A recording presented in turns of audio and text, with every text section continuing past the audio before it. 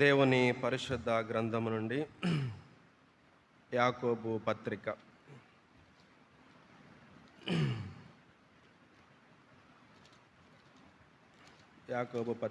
మొదటి అధ్యాయము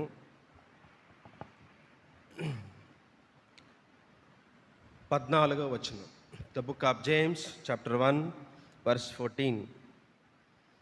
ప్రతివాడును తన స్వకీయమైన దురాశ చేత ఈడ్వబడి మరులు కొల్పబడిన వాడై శోధింపబడును. 12వ వచనం. శోధనకు సహించువాడు ధన్యుడు, అతడు శోధనకు నిలిచిన వాడై ప్రభువు తన్ను ప్రేమించు వారికి వాగ్దానము చేసిన జీవ కిరీటము పొందును. 119వ కీర్తన, సామ్ నెంబర్ 119, 119వ కీర్తన.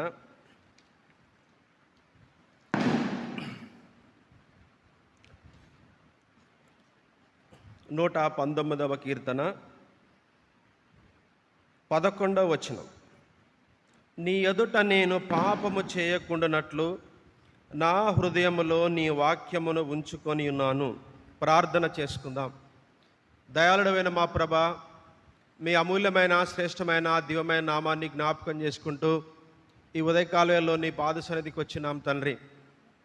ఈ ఆరాధనలో మీరు చేసిన సహాయాన్ని బట్టి మీరు అందుకొని ఆగ్రహించారని జ్ఞాపకం చేసుకుంటూ మిమ్మల్ని స్తుతిస్తున్నాం తండ్రి. ప్రభా, చదవబడినటువంటి లేఖనాలు మా వినికిడిలో ప్రభా మాకు క్షేమకరంగా మీరు పంచిపెట్టమని వేడుకుంటున్నాం తండ్రి.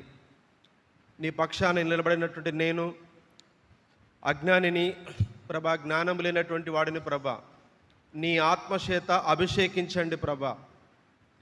నాయనా, ఏ హృదయాలైతే మీరు మాట్లాడాలని ఇష్టపడతా ఉన్నారో వారితో మీరు మాట్లాడమని వేడుకుంటున్నాం తండ్రి.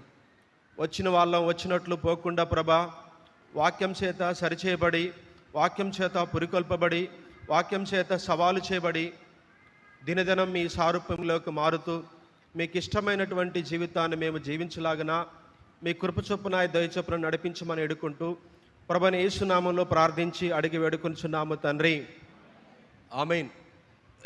చేరువచ్చిన మీ అందరికీ ప్రభు పక్షాన వందనాలు తెలియజేస్తా ఉన్నాను. 2 మాటలు నా గురించి చెప్తాను, తర్వాత మనము దేవుని వాక్యంలోకి వెళ్దాం. అంటే ఆరాధన వర్తమానం తీసుకుంటూ ఉన్నాను కానీ ఆ ప్రధాన వర్తమానం తీసుకోలేదు.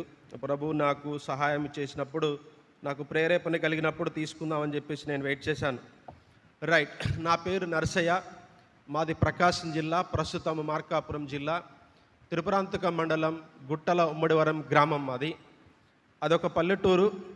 నేను దగ్గరలో ఉన్న త్రిపురాంతకం అనేటువంటి ఊరిలో చదువుకుంటా ఉన్నప్పుడు, ఇంటర్మీడియట్ చదువుతున్న రోజుల్లో నేను రక్షణ పొందాను. నా రక్షణ ఎలా జరిగిందంటే, అదొక క్రిస్మస్ కూడిక. అది UESI అంటారు, union of evangelical students of India, EU అంటారు షార్ట్కట్లో. అక్కడ మా కాలేజీలో జరుగుతూ ఉంది. మేము నాకు ఇంగ్లీష్ వచ్చేది కాదు, నాకు ఒక ట్యూషన్కి వెళ్ళామని. ఆ ట్యూషన్కి వెళ్తే ఒక మాస్టర్ వచ్చి మాకు ఒక కరపత్రిక ఇచ్చాడు.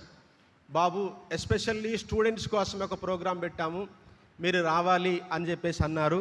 ఆయన ఎవరో కాదు, BM జోసఫ్ గారు. ఇప్పుడు మార్కాపురంలో మన బ్రదరన్ అసెంబ్లీలో పరిచర్య చేస్తూ విద్యార్థి పరిచర్యలో విరిగా వాడబడుతున్న వ్యక్తి. అయిపోయింది, సాయంత్రం అయిపోయింది. మేము అలా సాయంత్రం పూట మా కాలేజీ నుంచి నడుచుకుంటూ వెళ్తా ఉన్నాం. రోడ్డు మీద పాటలు వినపడతా ఉన్నాయి. ఎవర్రా మన కాలేజీలో దేవుని గురించి చెప్తున్నారని దగ్గరికి వెళ్ళాము. వెళ్ళగానే నేను, మా ఫ్రెండ్ కోటిరెడ్డి అనే అబ్బాయి లోపలికి వెళ్ళండి, కూర్చోమని చెప్పేసి అన్నారు. కూర్చున్నాము. ఆ రోజు దేవుడు నాతో మాట్లాడుతూ ఉన్నాడు. నేను చేసిన పాప క్రియలన్నిటి గురించి నేను మాట్లాడుతూ ఉన్నాడు. అప్పటికి నేను మందు తాగటం అలవాటు చేసుకున్నాను, పేకాట ఆడటం అలవాటు చేసుకున్నాను, సినిమాలు చూడటం అలవాటు చేసుకున్నాను, అమ్మాయిలని ఏడిపించడం అలవాటు చేసుకున్నాను ఇంటర్మీడియట్ వయసులో. ఇది ఎవరికి తెలియనటువంటి అంశం. మా ఇంట్లో వాళ్ళు ఎవరికి తెలియదు.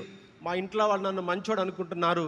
అక్కడికి వెళ్ళినప్పుడు మొత్తం నా గురించే చెప్తున్నట్టుగా అన్నప్పుడు ఆ రోజు కన్నీరు కార్చి దేవుణ్ణి సొంత రక్షకుడిగా అంగీకరించాను. ఇది నా రక్షణ అనుభవం. తర్వాత నేను డిగ్రీ చదువుకున్నాను, B.Ed చేశాను, తర్వాత PG చేశాను ఆంధ్ర యూనివర్సిటీలో. ఎంఎస్సి జువాలజీ చదువుకున్నాను. అక్కడ నేను మళ్ళీ విద్యార్థుల పరిచర్యలో ఆంధ్ర యూనివర్సిటీలో మళ్ళీ నేను ఇంకా దేవునిలో ఇంకా దగ్గరగా నడవటానికి, దేవునికి ఇంకా నేను నమ్మకంగా బ్రతకడానికి దేవుడు సాయం చేశాడు. ఆ తర్వాత నేను పీజీ ప్రిపేర్ అవుతున్నప్పుడే గ్రూప్ 1 లాంటి ఎగ్జామ్స్కి ప్రిపేర్ అయ్యాను. ఈ గ్రూప్ 1 రాశాను, కానీ 3 టైమ్స్ రాశాను. 3 టైమ్స్ కూడా నాకు ఇంటర్వ్యూ రాలేదు. మెయిన్స్ అయితే రాస్తూ వస్తా ఉన్నాను, కానీ క్లియర్ అవ్వట్లేదు. ఆ తర్వాత మనకి ఆర్థిక పరిస్థితులను బట్టి నేను రాజమండ్రిలో నారాయణ కాలేజీలో ఎస్ఎల్గా సీనియర్ లెక్చరర్గా జువాలజీ డిపార్ట్మెంట్లో జాయిన్ అయ్యాను. ఆ టైంలో నాకు వివాహమైనది. మా వివాహము నిర్మల మా వైఫ్ ఇక్కడే ఉన్నారు, తనది విజయవాడ. మేము మ్యారేజ్ చేసుకున్నాము. మా మ్యారేజు దేవుని చిత్తం కన్ఫామ్ అయిన తర్వాత మాకు ఇరువురిని పరిచయం చేశారు. మా వివాహములో మాకు యుఈఎస్ఐ స్టూడెంట్స్ మినిస్ట్రీ వాళ్ళు మాకు పరిచయం చేశారు. తనెవరో నాకు తెలియదు.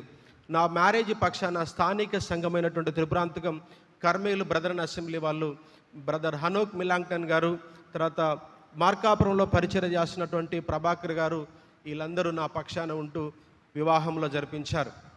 నేను రక్షణ పొందింది యుఎస్ఐ స్టూడెంట్స్ మినిస్ట్రీలో, కానీ తద్వారా నేను యాడ్ చేయబడింది బ్రదరన్ అసెంబ్లీ స్థానిక త్రిపురాంతకం. ఎందుకంటే ఎవరైతే విద్యార్థుల మధ్య పరిచర్య చేస్తూ ఉన్నారో వాళ్ళే చర్చి నడిపిస్తూ ఉంటారు. సో బిఎం జోసెఫ్ అన్న, ప్రభాకర్ అన్న, తర్వాత చరిక అనోక్ మిలాంగ్ట్ అన్న, వీళ్ళందరూ నా రక్షణ దగ్గర నుంచి, తర్వాత నేను బ్యాక్ స్లైడ్ అయినప్పుడు అనిల్ కుమార్ అన్న అని చెప్పేసి ఒక ఆయన ఉన్నాడు, ఆయన కూడా నన్ను నడిపించి ఈ విధంగా నిలబడడానికి దేవుడు సాయం చేశాడు. మేము మ్యారేజ్ అయిన తర్వాత హైదరాబాద్లో ఉన్నాము. 2022 వరకు హైదరాబాద్లో ఉన్నాను. నేను అప్పుడు కాంపిటేటివ్ ఎగ్జామ్స్లో నేను కోచింగ్ ఫ్యాకల్టీగా ఉన్నాను. సివిల్ సర్వీస్ ఇన్స్టిట్యూట్స్లోను, గ్రూప్ 1, గ్రూప్ 2 లాంటి ఎగ్జామ్స్లోను నేను జాగ్రఫీ, పాలిటీ చెప్తా ఉండేవాడిని.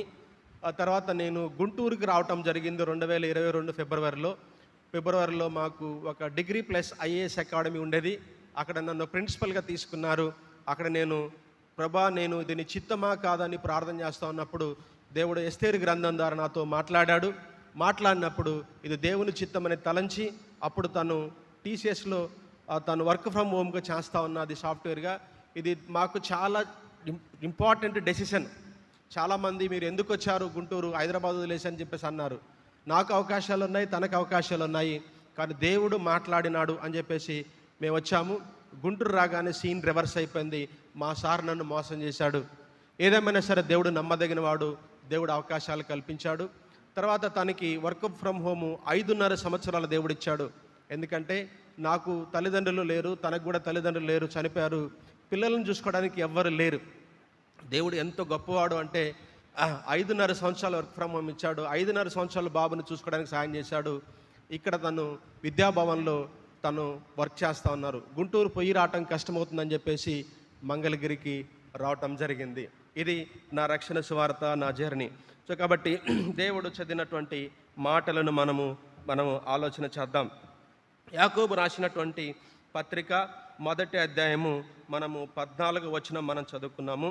ప్రతివాడును తన స్వకీయమైన దురాశ చేత ఈడ్వబడి మరులు కొల్పబడిన వాడై శోధింపబడును. సో నేను ఈరోజు చాలా రోజుల నుంచి ప్రార్థన చేస్తూ ఉన్నాను. మనకి అంకుల్ గారు చెప్తా ఉన్నారు, బాబు నువ్వు మెసేజ్ తీసుకుంటావంటే తీసుకుంటానని చెప్తున్నాను, కానీ తీసుకోవట్లేదు. ఎందుకంటే దేవుడు ఒక తలంపు ఇవ్వాలి, దాని గురించి ఆలోచిస్తూ ఉన్నప్పుడు దేవుడు ఈ వాక్యం ద్వారా నాతో మాట్లాడుతూ ఉన్నాడు. ఎప్పుడైతే నేను ఈ ప్యాసేజ్ తీసుకుంటాను అని నేను చెప్పాను, అప్పటి నుంచి నాకు మళ్ళీ టెంప్టేషన్ స్టార్ట్ అయిపోయినాయి. అదేంటి మన తర్వాత ఆలోచిద్దాం.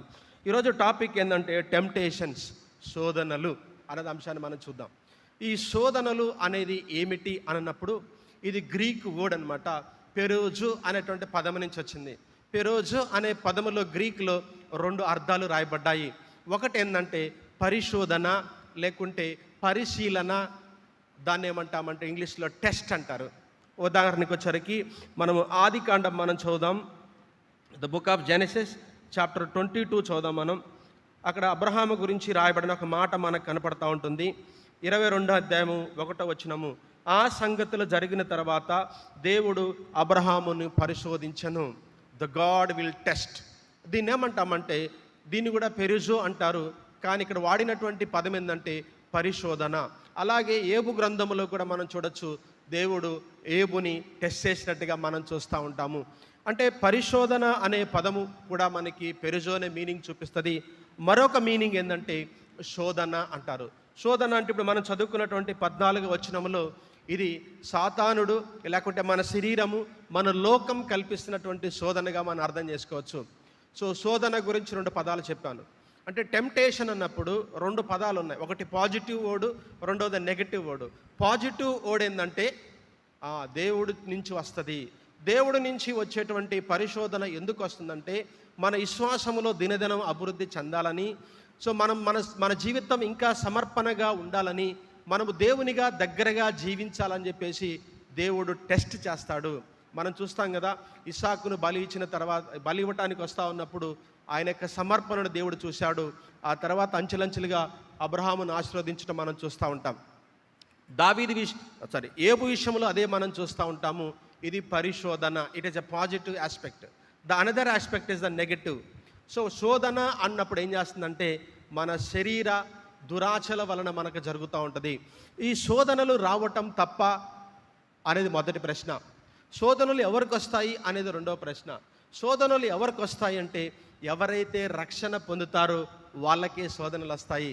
మరొకసారి గుర్తు చేస్తున్నాను, ఎవరికైతే రక్షణ పొందుతారో, ఎవరైతే రక్షణ తీర్మానం చేసి పాత జీవితానికి నో చెప్పేసి దినదినం ముందుకు వెళ్తూ ఉంటారో వాళ్ళకి శోధనలు వస్తూ ఉంటాయి.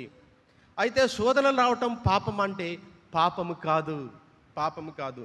అయితే పాజిటివ్ యాంగిల్లో మనం చెప్పుకున్నటువంటి పరిశోధన టెస్ట్ ఏదైతే ఉందో దేవునికి దగ్గరకు వెళ్ళటానికి అయితే ఉంటే, శోధన ఏం చేస్తుందంటే మనము నించున్న స్థానంలో పడగొట్టడానికి, దేవుని నుంచి దూరం చేయడానికి చేస్తూ ఉంటుంది. ఒకటేమో పరిశోధన దేవునికి దగ్గరగా బ్రతకాలని, రెండోదేమో దేవుని నుంచి దూరం చేయాలన్నటువంటి వస్తూ ఉంటుంది. అది సాతాను తీసుకొస్తాడు. సో దీని గురించి మనం మాట్లాడుకుంటా ఉన్నప్పుడు శోధనలు, రక్షణ పొందినటువంటి వాళ్ళకి శోధనలు ఎందుకు వస్తున్నాయి? మనము రక్షణ పొంది చాలా సంవత్సరాలు అవుతూ ఉంటుంది, రక్షణ తీర్మానం చేసి ఉంటాము, కానీ ముందుకు సాగటానికి వెనుకాడుతూ ఉంటాము. ఎందుకని ముందుకు సాగటానికి మనకి వెనుకాడుతుంటాము? ఏమి ఇబ్బందులు ఉన్నాయి అన్న అంశాన్ని మనం ఆలోచిద్దాము. సో మనకి సభలు జరిగినాయి కదా, చాలామంది రక్షణ తీర్మానం చేశారు, పాప జీవితానికి నో చెప్పారు. మరి 2 నెలలుగా మనకి దాదాపు 1 మంత్ అయిపోయింది కదా, 1 మంత్ 40 days దాకా అవుతా ఉంది. మరి తీసుకున్న నిర్ణయంలో మనం నిలబడ్డామా? ఎందుకు నిలబడకుండా పదే పడిపోతున్నాం అన్న అంశాన్ని మనం ఆలోచిద్దాం. రక్షణ పొందినటువంటి వాళ్ళు దేవుని మాటల చేత పురికొల్పబడి ఇంకా పాత జీవితాన్ని జీవించకుండా పరిశుద్ధంగా బ్రతకాలని చెప్పేసి కూడా అందరం నిర్ణయాలు చేశాం కదా. దేవుడు నాతో కూడా మాట్లాడాడు, నేను కూడా కొన్ని నిర్ణయాలు తీసుకున్న నిర్ణయాలను మనం ఎందుకు నిలబడలేకపోతున్నాం?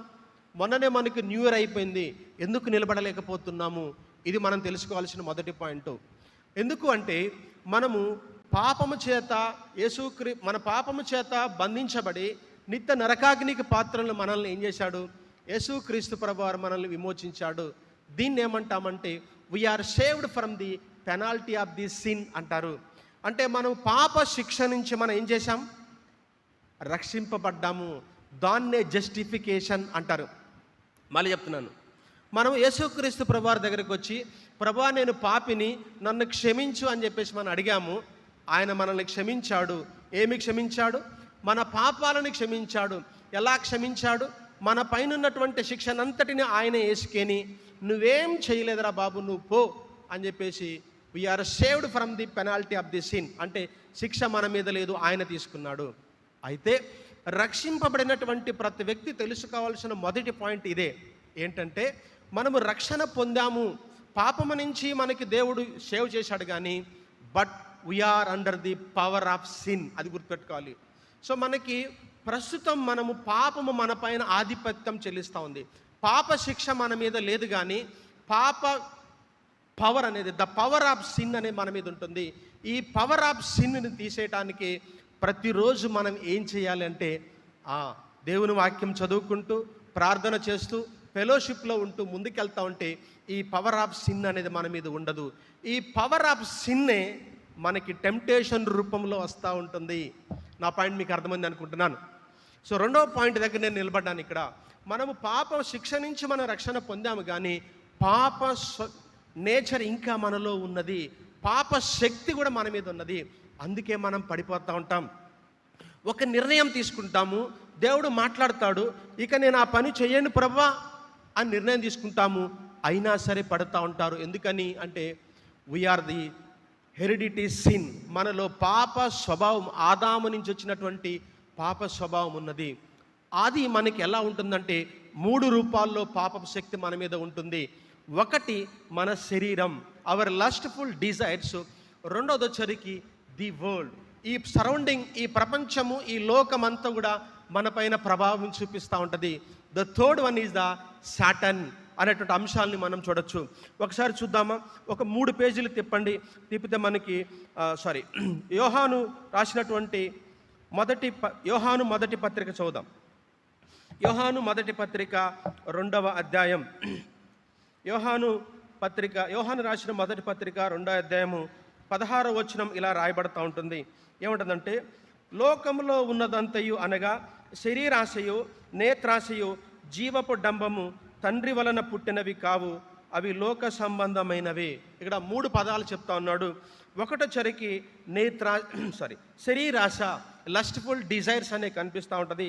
తర్వాత నేత్రాశ అనేది కనిపిస్తూ ఉంటుంది. తర్వాత జీవపు డంబము అనేది 3 పదాలు కనిపిస్తూ ఉన్నాయి. దీంట్లో మనకి శరీరాశ గురించి మనం ఇప్పుడు చదివినటువంటి యాకోబు రాసిన మొదటి పత్రిక నుంచి నేను చదువుతా ఉన్నాను. ఇక్కడ 14వ వచనం నుంచి చదువుతా ఉన్నాను.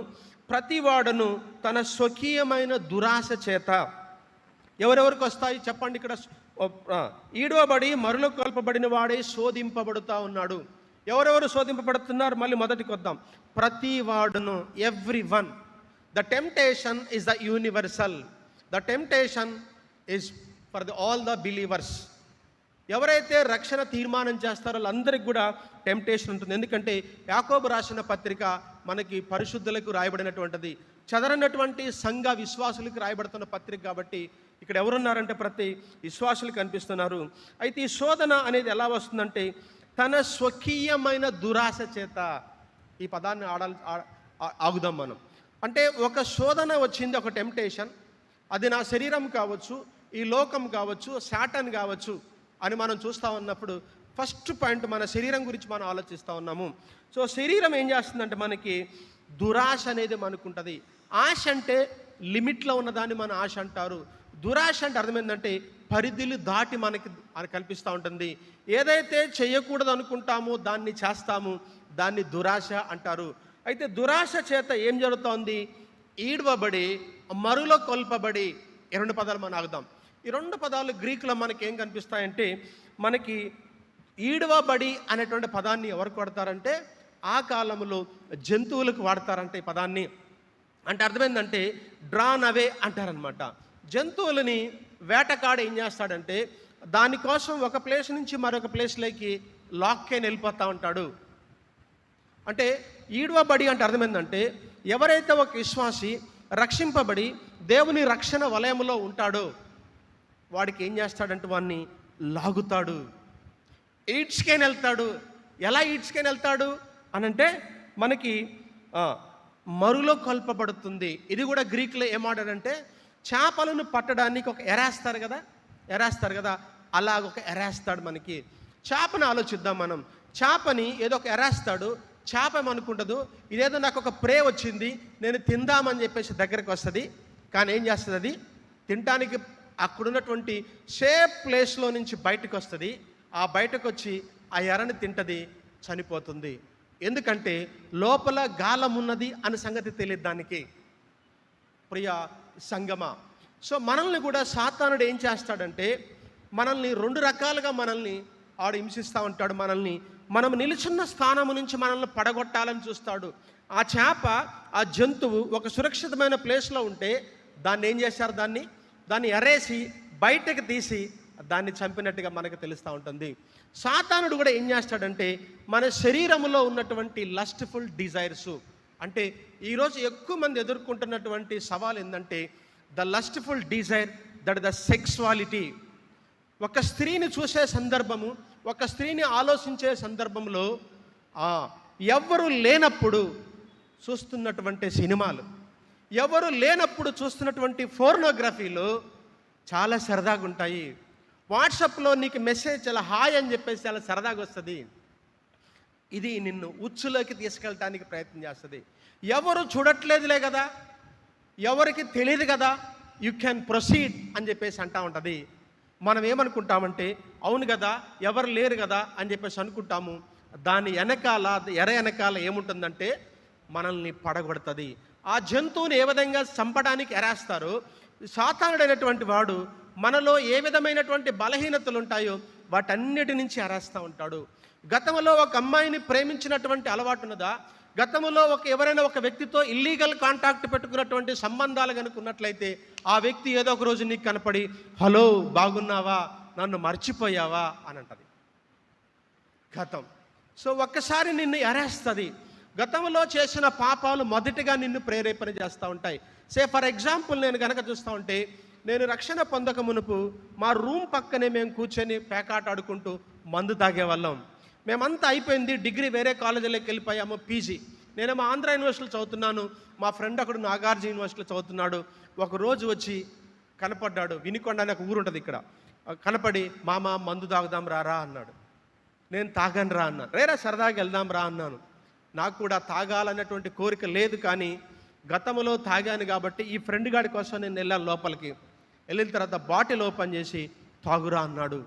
నాకు ఇవన్నీ దేవుడు నాకు ముందే నేర్పించాడు. టెంప్టేషన్స్ ఉంటాయి అని మేము మా యూఎస్ఐ మినిస్ట్రీలో పిల్లలకి చెప్తా ఉంటాం అనమాట.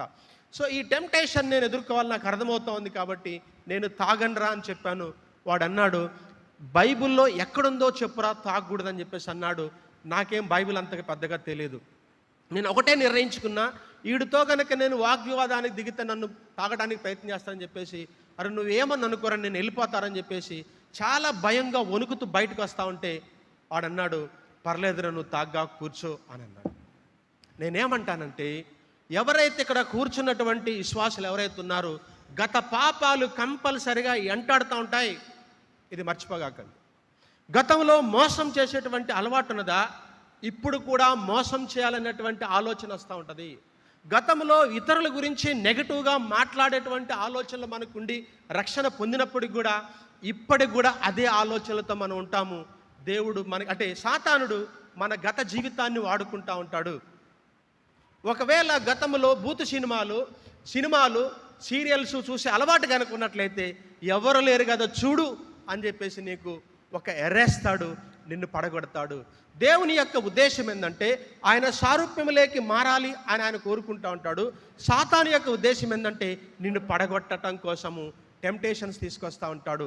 అలాంటి వాళ్ళు ఎవరైనా ఉన్నారా అంటే మనము రెండు రకాలుగా మనం చూద్దాము.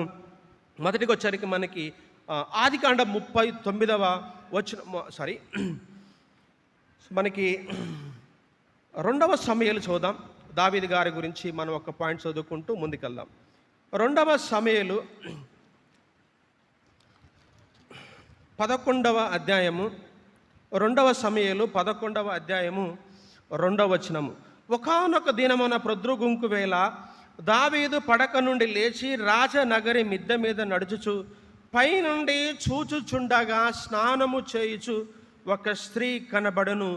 ఆమె బహు సౌందర్యవతివై ఉండట చూచి దావీదు దాని సమాచారము తెలుసుకున్నట్టు దూతను పంపాను. అతడు వచ్చి ఆమె ఎలియాము కుమార్తె హిత్తీయుడకు ఉరియా భార్య అయిన బెత్షెబాని అని తెలియజేయగా, సో అట్లా కంటిన్యూషన్ వెళ్ళిపోతా ఉంటే ఆమె అతని వద్దకు రాగా అతడు ఆమెతో శయనించెను.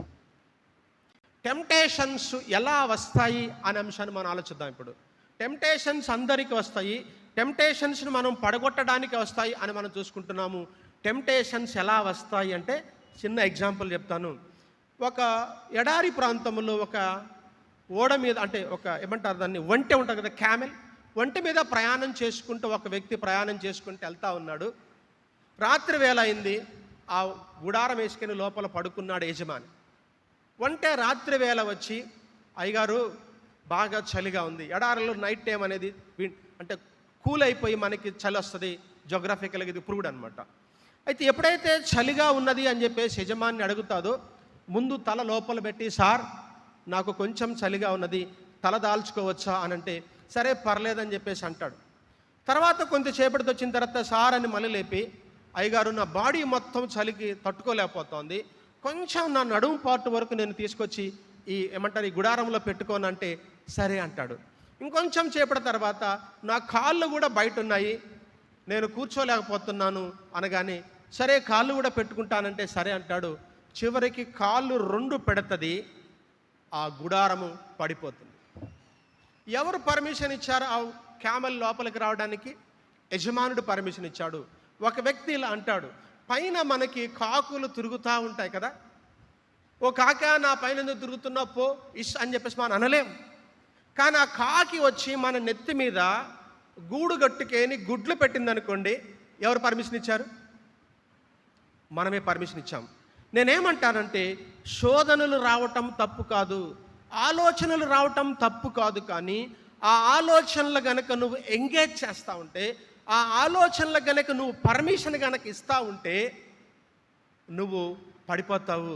హాయ్ అని ఒక మెసేజ్ వస్తుంది, అవతల వ్యక్తి ఎవరో నీకు తెలుస్తూ ఉంటుంది. ఎందుకు చాట్ కంటిన్యూ అవుతూ ఉన్నావు?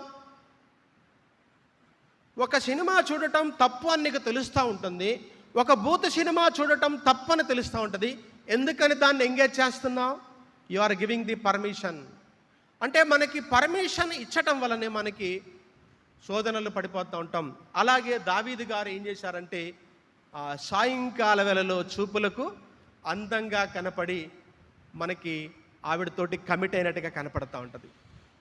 ఎందుకు అని ఇక్కడ మనం ఆలోచిస్తూ ఉంటే పైన చదువుతుంటే మనకు అర్థమవుతూ ఉంటుంది, యుద్ధం చేయడానికి సైన్యం వెళ్ళిపోతే మనోడు ఎక్కడున్నాడు? రెస్ట్ తీసుకుంటా ఉన్నాడు. కొన్ని సందర్భాలలో ఫెలోషిప్లోకి రాకుండా ఏం వెళ్దాములే సంఘానికి, ఎప్పుడు పోయేదే కదా, ఏం చెప్తారులే అని మనం ఎప్పుడైతే ఉదాసీనతతో ఉంటామో అప్పుడే నిన్ను పడగొడతాడు. దావీదు కనుక యుద్ధంకి వెళ్ళుంటే బహుశా పడేవాడా? చరిత్ర మరొక రకంగా ఉండేది కదా. సో అక్కడి నుంచే కదా దావీదు పతనం ప్రారంభమైంది. ఒకవేళ సైన్యంలోకి వెళ్ళుంటే దావీదు యొక్క చరిత్ర ఎలా ఉండేదో. ఈ ఇజ్రాయెల్ దేశం విడిపోకుండా, ఈరోజు గొడవలు లేకుండా, మనకి ఉత్తర యూదా దేశము, దక్షిణ ఇజ్రాయెల్ కంట్రీ అనే ఉండే కాదు కదా. పరిస్థితులు మారుతూ ఉంటాయి. అంటే నువ్వు తీసుకున్న చిన్న డెసిషన్ ఏమీ కాదులే అని అనుకుంటావు, అదే పతనానికి దారి తీస్తూ ఉంటుంది. కాబట్టి మనం అనుమతి ప్రకారము చూశాడు, ప్రభువా క్షమించు ప్రభు అని ప్రార్థన చేయాల్సిన పోయినవాడు, దేవుడికి హృదయానుసారుడైనటువంటి వాడు, దేవుణ్ణి స్తుతించి ఆరాధించినటువంటి వాడు ఏమయ్యాడు? పడిపోయాడు. ఆదివారం ఆరాధన చేస్తాం, మిగతా రోజుల్లో మనం పడిపోవడానికి అవకాశం చాలా ఉన్నాయి. వాళ్ళ టార్గెట్ ఎవరంటే యేసుక్రీస్తు నమ్ముకున్న వాళ్ళ టార్గెట్. కాబట్టి దీన్ని మనం ఆలోచించి మనం ముందుకెళ్దాం. అయితే మరొక వ్యక్తి గురించి నేను ఈ టెంప్టేషన్ను శోధించినటువంటి జయించిన వ్యక్తి గురించి మనం ఆలోచిద్దాము. ఆదికాండం 32 ఒక పాయింట్ మనం చూద్దాం. ఆదికాండము 39 చూద్దాం. ఆదికాండము 39, the book of Genesis chapter 39.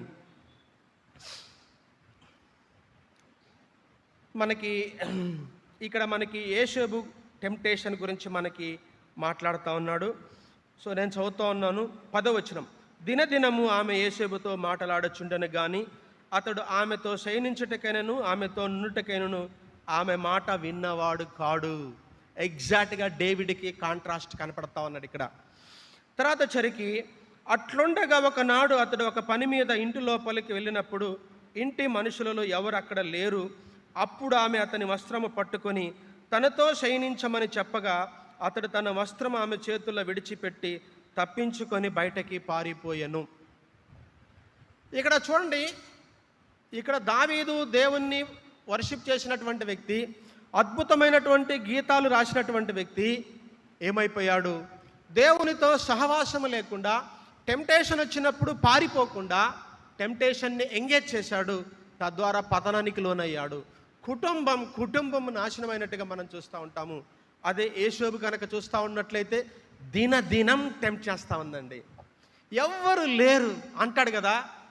నీకు నా అంటారంటే, నీ భర్త నాకు ఆ సమస్తాన్ని ఇచ్చాడు కానీ నీ మీద నాకు ఎలాంటి అధికారం ఇవ్వలేదు, ఈ ఇంటి మొత్తం మీద అధిపతి నేనే కానీ నాకు సంబంధం లేదు అని ఆయన ప్రతిసారి తప్పించుకుంటున్నట్టుగా మనం కనపడతా ఉంటాము. సో తప్పించుకొని ఏమయ్యాడు? పారిపోయాడు. ఎక్కడికి వెళ్ళాడు? చెరసాలకు వెళ్ళాడు. పారిపోయిన వ్యక్తి ఏమయ్యాడు? ప్రధానమంత్రి అయ్యాడు. వాటే కాంట్రాస్ట్ మనం అర్థం చేసుకుందాం ఉదయకాల వేళలో. దావీదేమో సో దేవునితో సంబంధం గడపకుండా, దేవుడిచ్చినటువంటి పనిలో లేకుండా తన యొక్క రెస్ట్ టైంలో అలాగా కమిట్ అయిపోయి పాపం చేశాడు. కానీ యోసేపు మాత్రము పారిపోయాడు. ఆయనేమో పారిపోకుండా కమిట్ అయిపోయాడు. కుటుంబం నాశనమైంది. తద్వారా చరిత్ర మొత్తం కూడా మనకి మచ్చగా కనపడతా ఉంటుంది. యోసేపు పారిపోయాడు, ప్రధానమంత్రి అయ్యాడు, కుటుంబానికి అండగా నిలిచాడు. దేవుని లిస్టులో పేరు కనపడుతూ ఉంటుంది. అబ్రహాము దేవుడు, ఇస్సాకు దేవుడు, యాకోబు దేవుడు ఆయన మనకున్నట్టుగా కనపడతా ఉంటాడు. అంటే మనం తీసుకున్న చిన్న డెసిషన్ ఎవరు చూడండి. ఇక్కడ యోసేపు దగ్గర ఎవరైనా చూస్తారా? ఎవరైనా ఆవిడేమైనా చెప్పిద్దా? చెప్పదు కదా. అంత సీక్రెట్ అంటూ ఆ మాట అంటాడు. 9వ వచనం అంటాడు, నీవు అతని భార్యవైనందున నిన్ను తప్ప మరి దేనిని నాకు అప్పగింపక ఉండలేదు. కాబట్టి నేనెట్లా ఇంత ఘోరమైన దుష్కార్యము చేసి దేవునికి విరోధముగా పాపము కట్టుకొందును. అంటే తను అర్థమవుతున్న పాయింట్ ఏంటంటే దేవునితో సంబంధం కలుగుతూ ఉన్నాడు. ఎవరు చూడట్లేదేమో కానీ దేవుడు చూస్తున్నాడు. ఈ మెలకువ కలిగి మనం బ్రతకాలి. ప్రతి విశ్వాసి కూడా టెంప్టేషన్స్ వస్తూ ఉంటాయి. ఈ శరీరం లాగుతూ ఉంటుంది. ఈ శరీరం లాగుతూ ఉన్నప్పుడు మనం చేయాల్సిన పని ఏంటంటే దేవునితో సహవాసంలోకి వస్తూ ఉన్నప్పుడు శోధనను ఈజీగా మనము జయించవచ్చు. సో మనం ఒకసారి చూద్దామా? శోధన జయించిన వాడికి కిరీటం ఉంటుందని చెప్పాడు కదా. ఒకసారి మనం చూద్దాం. మళ్ళీ యాకోబు రాసినటువంటి మొదటి పత్రిక మొదటి అధ్యాయము 12వ వచనము, శోధన సహించువాడు ధన్యుడు, అతడు శోధనకు నిలిచిన వాడై ప్రభు తన్ను ప్రేమించు వారికి వాగ్దానము చేసిన జీవ కిరీటం పొందును. మనకి జీవ కిరీటం ఉన్నది. ఎవరైనా చరిత్రలో శోధనకు నిలిచి వాళ్ళకేమైనా కిరీటం పొందారంటే ఆయన ప్రధానమంత్రి అయ్యాడు. దావీదు వల్ల కుటుంబం ముక్కలైపోతే యోసేపు వల్ల కుటుంబం ఏమైంది? కట్టబడింది. కరువు ప్రదేశంలో ఉన్నప్పుడు తన జనాంగాన్ని నిలిచాడు. తద్వారా ఇజ్రాయెల్ దేశంగా వాళ్ళందరూ నడిచిపోవడానికి దేవుడు తను ఎంచుకున్నాడు. డెసిషన్ ఎవరి చేతిలో ఉందంటే నా చేతిలో ఉన్నది. ఇంకా మనము చదువుదాం. ఇదే యోహాను రాసిన మొదటి అధ్యాయము తర్వాత 15వ వచనం, దురాశ గర్భము ధరించి పాపము కనగా పాపము పరిపక్వమై మరణము కనును. ఈ పదాలు చాలా జాగ్రత్తగా మనం అర్థం చేసుకుందాం. చదివినంత మాత్రాన మనకు గుర్తుండదండి. చూడండి ఒకసారి. దురాశ గర్భము ధరించి ఉంటుంది. ద లస్ట్ఫుల్ డిజైర్ ఏమవుతుందంటే కన్సీవ్ అవుతుంది. అంటే మనం చేసిన ప్రతి పనికి ఏముంటుంది? ఫలితం ఉండబోతూ ఉంటుంది. ఆ ఫలితం ఎలా ఉండబోతుందంటే ఒక గర్భం రూపంలో అది పెరుగుతూ ఉంటుంది. గర్భములో చిన్న జైగోట్గా ఫామ్ అయినటువంటి బేబీ ఏమవుతుంటుంది? అది పెద్దదై 9 నెలలు పెరిగి పురుడు పోసుకుంటుంది, బయటకు వస్తూ ఉంటుంది. మన దురాశ మనకి ఏం కాదులే, ఎవరు చూడట్లేదులే, ఎవరికి తెలియదులే అని చెప్పేసి మనము చిన్న చిన్న తప్పులు, పెద్ద పెద్ద పాపాలు చేస్తూ ఉన్నప్పుడు కూడా ఏమవుతుందంటే అది ఒట్టిగా పోదది, గర్భము దాలుస్తుంది. అంటే దాని అర్థం ఏంటంటే పెరిగి పెద్దదవుతుంది అనే పదం కింద దాన్ని వాడటం జరుగుతూ ఉంటుంది. తర్వాత అది పాపమై ఏమవుతుంది? పరిపక్వమై మరణము కంటూ ఉంటుంది. ఒక తల్లి గర్భము దాల్చినప్పుడు ఒక జీవాన్ని ఇస్తుంది, అంతే కదమ్మా. ఒక జీవం, ఒక కుటుంబం, ఒక సమాజం ఏర్పడుతూ ఉంటుంది మనకి. అలాగే పాపము కూడా ఏమవుతుందంటే గర్భము దాల్చి పెరిగి పెరిగి రోజు రోజుకి ఏమవుతుందంటే మరణాన్ని కంటది. అంటే ఆత్మీయంగా చనిపోతారు. నా పాయింట్ మీకు అర్థమైంది అనుకుంటున్నాను. ఇది ఎవరిని ఉద్దేశించి రాయబడుతూ ఉంటుంది? బిలీవర్స్ని, విశ్వాసుల గురించి రాస్తూ ఉన్నాడు యాకోబు గారు. కాబట్టి మనం చేసేటువంటి చిన్న పాపము, చిన్న అబద్ధము, చిన్న చిన్న గాసిప్స్, చిన్న చిన్న సినిమాలు, షికార్లు, చిన్న చిన్న సీరియల్స్, బూతు మాటలు ఏమవుతాయి? ఒక రోజుకి గర్భాన్ని దాలుస్తాయి. ఒకరోజు దేవుని నుంచి దూరం అయిపోతారు. ఇలాగా దురాశ వల్ల చనిపోయిన వాళ్ళు ఎవరైనా ఉన్నారా? అది చెప్పుకొని మనము ముగింపులోకి వచ్చేద్దాము. అపోస్తల కార్యాలు 5వ అధ్యాయము మనం చూద్దాం.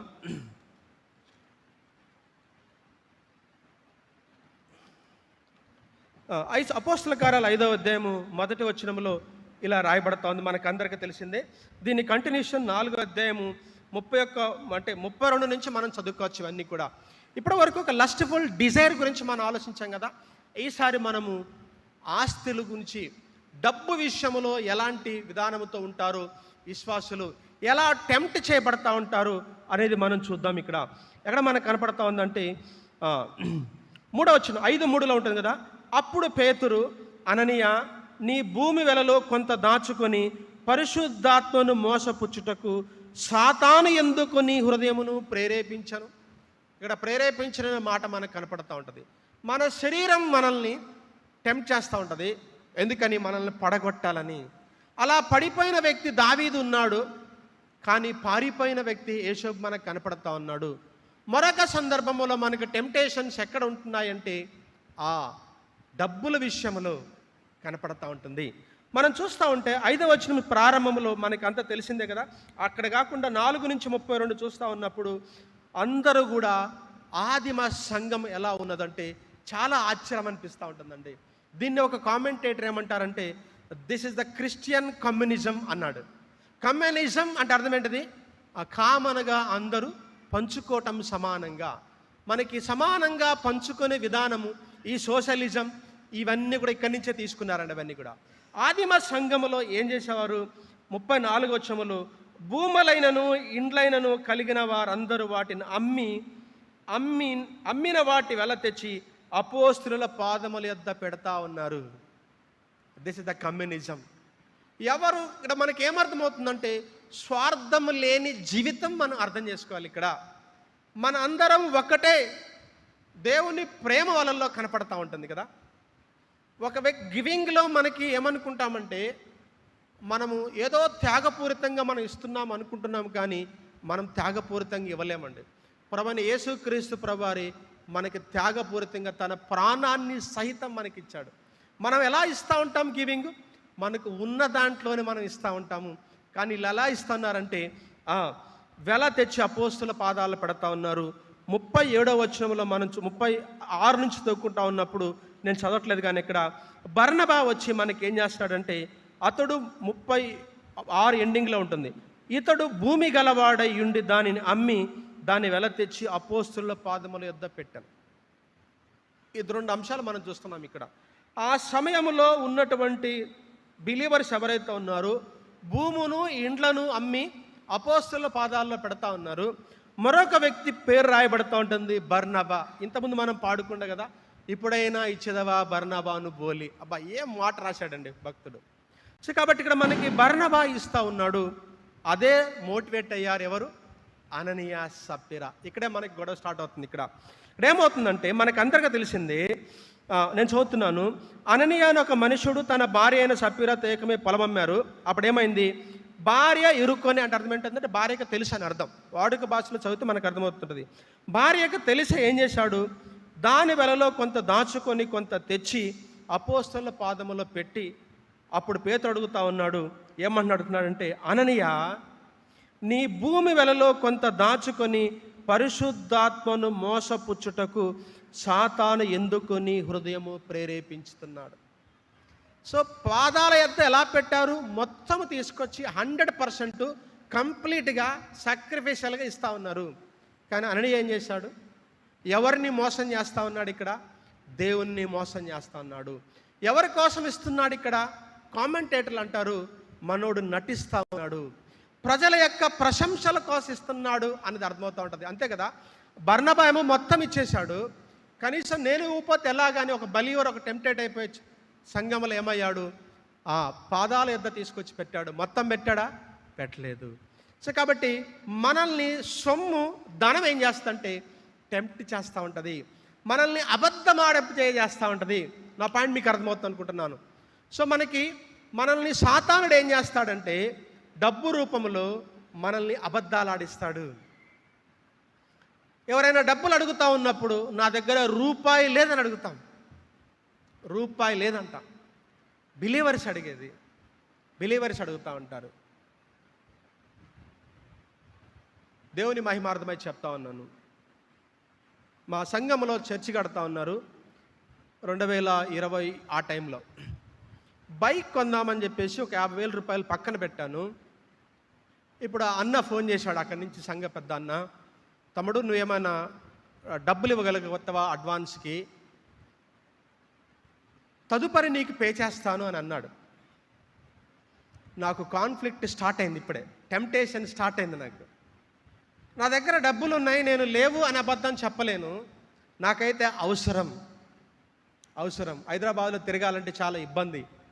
ఎట్లా చేయాలి ప్రభా అని నేను ఆలోచించి వెంటనే అన్నా, నేను బండి కోసం పక్కన పెట్టానన్నా, ఇవి నీకు ఇస్తానన్నా సంఘానికి అని చెప్పేసి అన్నాను.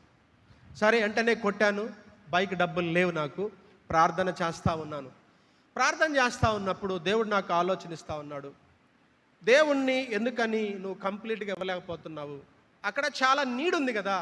lakhs of rupees బడ్జెట్ పెట్టి సంఘం కడతా ఉంటే ఎన్ని సంవత్సరాలు పోషించున్నాను నువ్వు 50,000 కోసం మళ్ళీ అన్న ఎప్పుడు ఇస్తాడా అని చెప్పేసి ఎదురు చూస్తున్నావు అని. కానీ మళ్ళీ తర్వాత రోజు ఫోన్ చేసి అన్న దాన్ని గిఫ్ట్ కింద రాసుకోండి అన్న అన్నాను. మీరు నమ్మరు, అన్నకి ఇచ్చిన 10 రోజుల్లో నెట్ క్యాష్ 1 lakh rupees పెట్టి బైక్ కొన్నాను. ఎందుకంటే అప్పుడు నేను ఇన్స్టిట్యూట్ నడుపుతా ఉన్నాను, స్టార్ ఇండియా IAS అకాడమీ అని.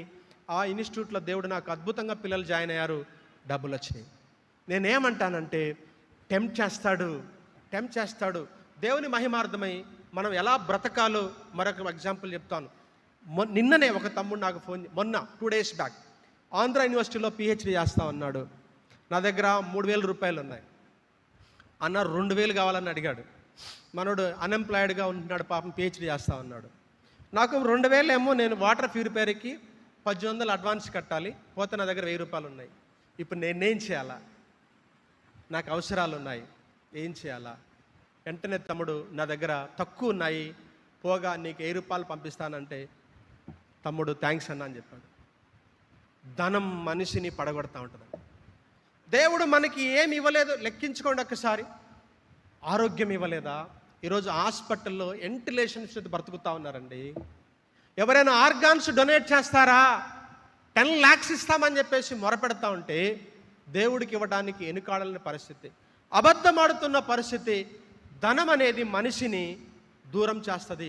దేవుని నుంచి అబద్ధమాడటానికి ప్రయత్నం చేస్తూ ఉంటుంది. సాతానుడు ఏంటి నువ్వు ఇచ్చేది అని చెప్పేసి టెంప్ట్ చేస్తాడు. ఇవ్వగాకు అని చెప్పేసి పిలుస్తూ ఉంటాడు. ఒక వ్యక్తి అంటాడు, దేవుడు నిన్ను ప్రేమించి అనేక మంది నిరుద్యోగులుగా ఉన్నప్పుడు నీకు ఉద్యోగం ఇచ్చింది ఎందుకో తెలుసా? ఎవరైతే లేకుండా అల్లాడుతున్నారో వాళ్ళకి ఇవ్వాలని కదా. ఇల్లుల మీద ఇల్లులు, ఆస్తుల మీద ఆస్తులు సంపాదించుకుంటున్నామే. దేవుణ్ణి ఎందుకని టెంప్ట్ చేస్తున్నారు మనకి? ఇక్కడ పరిశుద్ధాత్మనే శోధిస్తూ ఉన్నాడు. ఎవరిక్కడ? అననీయ గారు. సో కాబట్టి మనం చదువుకుంటూ వెళ్తా ఉన్నప్పుడు ఏమవుతుందంటే, ఇక్కడ సాతాను ఎందుకు నీ హృదయాన్ని ప్రేరేపించినప్పుడు అక్కడ అంటాడు, చదువుకుంటూ వెళ్తా ఉన్నప్పుడు దేవుని అంటే 4 ఎండింగ్లో చదువుతున్నాను. దేవునితోనే అబద్ధమాడితవని వానితో చెప్పాను. దేవుడితో ఎలా అబద్ధం ఆడుతామండి? మన హృదయములో పరిశుద్ధాత్మ దేవుడు ఉంటారు. ఎప్పుడైతే మనం యేసుక్రీస్తు ప్రభువారిని సొంత రక్షకుడిగా అంగీకరించామో ఎఫెసియన్స్ 1:13 ప్రకారము, అనగా మన రక్షణ సువార్త విన్నప్పుడు పరిశుద్ధాత్మ చేత మనము ముద్రించబడాము. ఒకసారి వెళ్దామా? ఒకసారి చూద్దాం. ఎఫెసి 4:30కి వెళ్దాం ఒకసారి. ఎఫెసి ఫస్ట్ వచ్చరికి 1:13 చదువుదాము. నేను చదువుతున్నాను 1:13. మీరును సత్యవాక్యం అనగా మీ రక్షణ సువార్తని క్రీస్తునందు విశ్వాసం ఉంచి వాగ్దానం చేయబడిన ఆత్మచేత ముద్రించబడతారు. We are sealed by the holy spirit అనే పదం కనపడుతూ ఉంటుంది. ఇదే పత్రికలో మనకి చూస్తూ ఉంటే 4:30లో దేవుని పరిశుద్ధాత్మని దుఃఖపరచుకుడి, విమోచన దినం వరకు ఆయన యందు మీరు ముద్రించబడి ఉన్నారు. దేవుడు మన క్రియల వల్ల దుఃఖపడతా ఉన్నాడా, సంతోషపడతా ఉన్నాడా? అననీయ సప్పీరాలు దేవునికే వ్యతిరేకంగా అబద్ధం ఆడినట్టు కనిపిస్తూ ఉంటుంది. మనం అబద్ధం ఆడుతూ ఉన్నప్పుడు దేవుడు చాలా హ్యాపీగా ఫీల్ అవుతాడా? పరిశుద్ధాత్మ దేవుడు మనలో ఉన్నాడు. ఇవన్నీ సాతాను కుతంత్రాలు. చెప్పాను కదా, సాతాను టెంప్ట్ చేస్తాడు.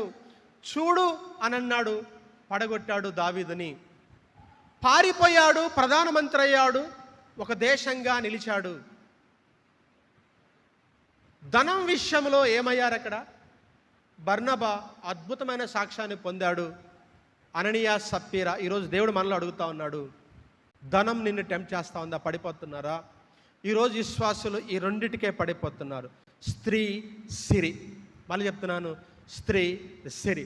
స్త్రీ వ్యామోహం, సెక్సువల్ డిజైర్స్ అలా నాకు రావట్లేదు అని చెప్పేసి అనాల్సిన పని లేదు. సచ్చంత వరకు కూడా సెక్సువల్ డిజైర్స్ ఉంటాయి. మొన్న మనం చూడొచ్చు, ఒక ఈస్ట్ గోదావరి జిల్లాలో అనుకుంటా ఒక గురుకుల పాఠశాలలో ఒక అమ్మాయి దగ్గరికి వెళ్ళి ఒక ముసలాయన వాళ్ళ బంధువు అని చెప్పేసి ఆ అమ్మాయికి తినుబండారాలు ఇచ్చాడు. ఆ అమ్మాయిని తీసుకెళ్ళాడు, ఒక నిర్మానుష ప్రాంతాలకు తీసుకెళ్ళాడు. ఆవిడ వేరే వాళ్ళు చూడగానే ఆ ముసలాయన వెళ్ళి ఏమయ్యాడు? చనిపోయాడు. ఒక చెరువులో పడి దూకి చనిపోయాడు. పాపము పరిపక్వమై మరణము కనును. అననీయ సప్పీరా జీవితాలు అదే జరిగింది. ఎవరు చూడట్లేదులే, అంగు ఆర్పాటాలతో నేను కూడా గొప్పగా చెప్పుకుందాం, అందరిస్తున్నారు, నా పేరు కూడా అనౌన్స్ చేస్తారులే అని అనుకున్నారేమో. కానీ ఏం చేశారు? ఇక్కడ దేవునికే వ్యతిరేకంగా అబద్ధం చేస్తూ ఉన్నారు, దేవునికే వ్యతిరేకంగా చేస్తూ ఉన్నారు. వాళ్ళు చనిపోయారా? అప్పుడు మనం చూడొచ్చు, ఆ ముసలి వాళ్ళకి సైతం కూడా సెక్సువల్ డిజైర్స్ ఉంటాయి. నాకు లేవులే అన్నామంటే మనం అబద్ధం ఆడుతుంటాం. మనం శరీరంలో ఉన్నాము. కాబట్టి ఈ టెంప్టేషన్స్ని ఎలా ఓవర్కమ్ చేయాలి అన్న 2 పాయింట్ చెప్పేసి నేను మీకు ముందుకెళ్తా ఉన్నాను. మనకి మాదిరి ఎవరంటే ప్రభువైన యేసుక్రీస్తు ప్రభువారే. మత్తయి సువార్త 4వ అధ్యాయం మనం చూస్తూ ఉన్నప్పుడు మొట్టమొదటిసారిగా ఆయన సాతాను చేత టెంప్ట్ చేయబడతా ఉన్నాడు. This is the 2 angles of the టెంప్టేషన్స్కి మనం ఆలోచించుకోవాలి. 41లో ఏముంటుందంటే అప్పుడే ఆయన ఒక 40 days ఉపవాస ప్రార్థన చేస్తూ ఉంటాడు. ప్రార్థన చేసినప్పుడు ఇక్కడ టెంప్టేషన్స్ని 2 యాంగిల్లో మనం చూడాలి. ఇక్కడ దిస్ ఇస్ ద పాజిటివ్ టెస్ట్ని మనం ఆలోచించాలి, తర్వాత టెంప్టేషన్స్ని మనం ఆలోచించాలి. ఇంతకుముందు మనం అబ్రహామును చూసాము. అబ్రహామును దేవుని పరిశోధించాడు. ఫర్ ఎగ్జాంపుల్ లేకుంటే మనకి యేసేపును దేవుడు పరిశోధించాడు. మనోడు ఏమయ్యాడు? ప్రధానమంత్రి అయ్యాడు. తర్వాత వచ్చరికి టెంప్టేషన్ వచ్చింది, దావీదుకి పడిపోయాడు. అదే అంశాలు ఈ 2 యాంగిల్ మనం ఇక్కడ చూడొచ్చు. ఇక్కడ 4 మనకి ఏం చూస్తుందంటే అప్పుడు యేసు అపవాది చేత శోధించబడుటకు ఆత్మ వలన అరణ్యములోనికి కొనిపోబడెను. This is the test of the our lord. ఆయన యొక్క విధేయత ఎలా ఉంటుందో అనేది టెస్ట్ చేయబడుతున్నాడు. ఎందుకంటే యేసుక్రీస్తు ప్రభువారు 100% మ్యాన్. అంటే మీరు అనుకోవచ్చు, మన యేసుక్రీస్తుని చూస్తున్నప్పుడు కొన్ని సందర్భాలు ఆయన దేవుడిగా కనపడతాడు, కొన్ని సందర్భాలు ఆయన మనుషుడిగా కనపడతా ఉంటాడు. ఇక్కడ ఆయన మనిషిగా 40 రోజులు ఉపవాసం ఉన్నాడు, మనిషిగా టెస్ట్ చేయబడతా ఉన్నాడు. అట్ ద సేమ్ టైం మనం ముందుకెళ్తా ఉన్నప్పుడు ఆయన మనకి టెంప్ట్ చేయబడతా ఉంటాడు, పడగొట్టాలని టెంప్ట్ చేయబడతా ఉంటాడు.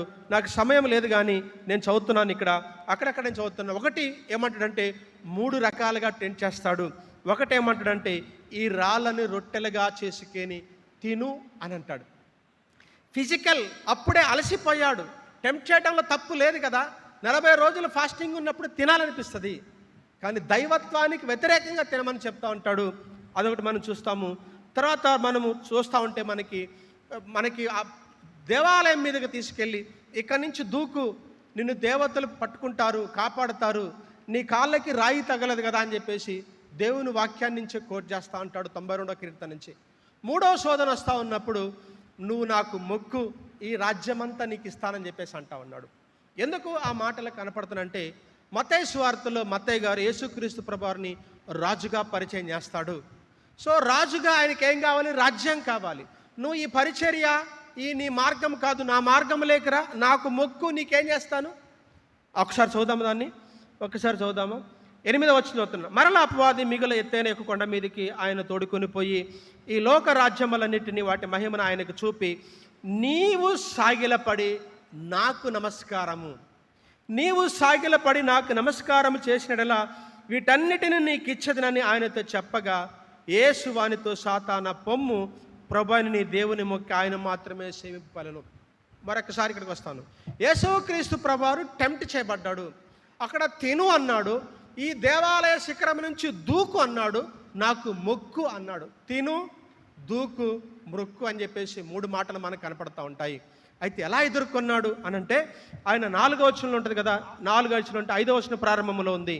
అంటే 4వ చదువుతున్న మనుషుడు రొట్టె వల్ల మాత్రం కాదు కానీ దేవుని నోటి నుంచి ప్రతి మాట వల్ల జీవించనని రాయబడినని చెప్పాను. సాతానుని ఎలా ఎదుర్కొంటున్నాడంటే through the word of God. నీకు నాకు శోధనలు వచ్చినప్పుడు ఏం చేయాలనంటే పారిపోవాలి. మనకి 2వ తిమోతి 2:22లో ఏమంటాడంటే యవనస్తుడా నీ యవనేచ్ఛల నుంచి పారిపోమ్ము అని అంటాడు. తిమోతికి పౌలు రాస్తా ఉన్నాడు, నీ నీకు కొన్ని కోరికలు ఉంటాయా, నువ్వు పారిపోవాలి అని అన్నాడు. మనకి యోసేపు కూడా ఏమయ్యాడు, పారిపోయినట్టుగా మనం చూస్తూ ఉన్నాము. రెండవ యాంగిల్ మనం ఎలా ఓవర్కమ్ చేయాలంటే వర్డ్ ఆఫ్ గాడ్ ద్వారా ఓవర్కమ్ చేయాలి.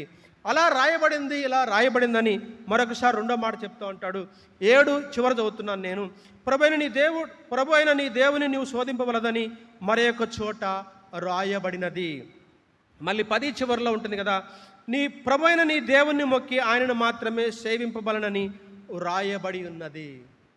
దేవుని వాక్యం ద్వారా టెంప్టేషన్స్ని మనకి ఓవర్కమ్ చేస్తూ ఉన్నాడు. సో కాబట్టి చివరిగా మనం చదువుకొని క్లోజ్ చేస్తున్నాను. 119వ కీర్తన. దేవుని వాక్యం ద్వారా ఆయన సాతానుని జయించినట్టుగా మనకు కనపడతా ఉంది. పౌలు తిమోతికి రాస్తూను పారిపోయా అని అన్నాడు. యోసేపు పారిపోయాడు. మనం పారిపోవాలి, ఫెలోషిప్లోకి రావాలి.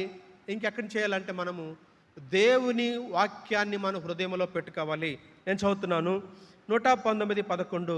నీ ఎదుట నేను పాపము చేయకుండానట్లు నా హృదయములో నీ వాక్యమును ఉంచుకొని ఉన్నాను.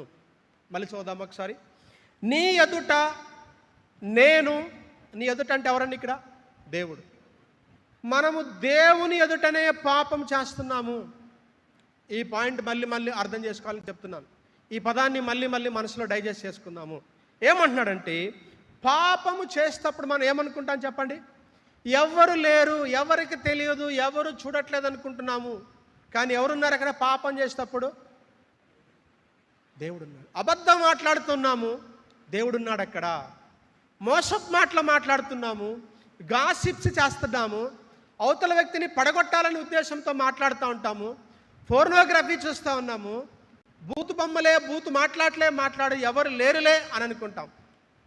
ఇక్కడే ఉంటాడు. ఎక్కడున్నారు అంటే నేను విజయవాడలో ఉన్నాను అంటాడు, కానీ ఇంట్లో ఉంటాడు. ఎవరున్నారు అక్కడ? దేవుడున్నాడు.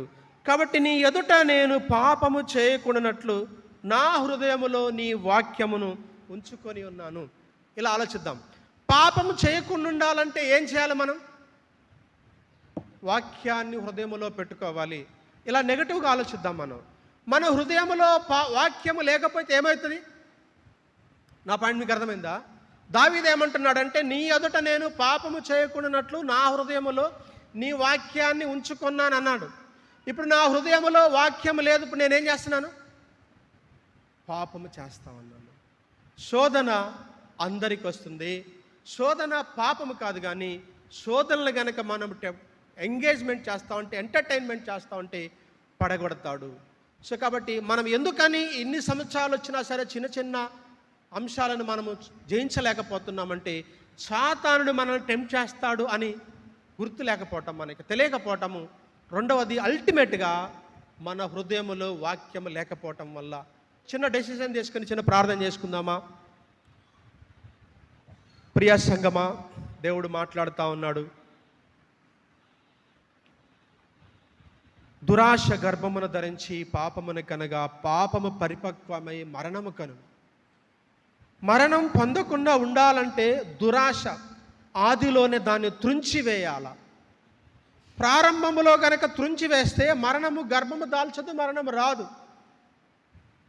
సాతాను సంబంధమైనటువంటి కోరికలు, ఈ సమాజము, ఈ సాతాను నిన్ను టెంప్ట్ చేస్తూ ఉంటాడు. నీ శరీరం నిన్ను టెంప్ట్ చేస్తూ ఉన్నప్పుడు నువ్వేం చేయాలా? పారిపోవాలి. పారిపోయాడు. యేసుక్రీస్తు ప్రభువారైతే వాక్యం ద్వారా ఎదిరించాడు. మనకి ఏం సెలవిస్తున్నాడంటే పారిపోవాలి అని పౌలు గారు చెప్తా ఉన్నాడు. తర్వాత దేవుని వాక్యాన్ని హృదయంలో పెట్టుకుందాం. స్త్రీ, సిరి, ఈ రెండు మనిషిని పడగొడతా ఉంటాయి. ఈ రెండు మనిషిని పతనానికి తీసుకెళ్తా ఉన్నాయి. నువ్వు ఎక్కడ పట్టుబడ్డావు? దేవుడు పిలుస్తూ ఉన్నాడు. ఈరోజు పేరు పెట్టి నిన్ను పిలుస్తూ ఉన్నాడు. ఇంకా నువ్వు పాపములో ఉండి ఎవరు చూడట్లేదు కదా, నా జీవితం నా ఇష్టానుసారంగా బ్రతుకుతాను అనుకుంటున్నావేమో. పాపము పరిపక్వమై మరణాన్ని కంటది. ఒకరోజు నిత్య నరకాగ్నికి వెళ్తావు. రక్షణ పొంది ఎవరు చూడట్లేదు కదా, నా వాట్సాప్ నా ఇష్టం, నా జీవితం నా ఇష్టం అని చెప్పేసి స్త్రీ విషయంలోను ధనం విషయంలోను పడిపోతున్నావా? మరణం కనబోతూ ఉంటుంది. దేవుని నుంచి సపరేట్ రాబోతూ ఉంది. నీ జీవితంలో ఇబ్బందులకు లోని కాబోతున్నావు. దావీదే మనకు మాదిరి. పారిపోతావా? యేసేపు వలె దేవుడు నిన్ను ఆశీర్వదించాలని ఇష్టపడతా ఉన్నాడు.